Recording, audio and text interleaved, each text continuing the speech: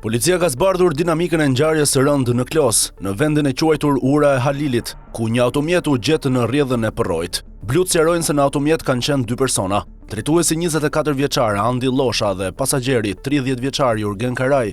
Llosha ka arritur të dalë nga makina dhe ka shpëtuar, ndërsa Karaj ndyshohet se e ka marrë rrjedha e Përrojt. Lidhur me ngjarjen, policia ka arrestuar 24 vjeçarin Llosha, pasi ai është larguar nga vendngjarja dhe nuk i dha ndihmë Karajt në brendësi të automjetit. Gjithashtu Llosha ju nënshtrua testit të alkoolit, nga i cili rezultoi se e drejtonte mjetin në gjendje të dehur, ndërsa vijojnë kërkimet për gjetjen e 30 vjeçarit Karaj. Sa kaq materialet procedurale ju referuan prokurorisë për veprime të mëtejshme. Rreth orës 1:30 është marrë informacionin se në vendin e quajtur Ura e fshatit Dars, njësia administrative Klos, një mjet tip Audi me targa angleze ka dalë nga rruga dhe ka rënë në përrojën e fshatit Dars. Menjëherë në vendngjarje kanë shkuar shërbimet e policisë dhe shërbimi zjarfikës. Nga veprimet e shpejta të kryera nga shërbimet e policisë, u bë mundur identifikimi i drejtuesit të mjetit, shtetasit AL, 24 vjeç, banues në fshatin Fullqet, Klos. Po nga veprimet, dyshohet se në automjet ka qenë edhe një pasagjer, shtetasi JK, 30 vjeç, banues në fshatin Fullqet, të cilin dyshohet se e ka marrë rrjedha e Përrojt.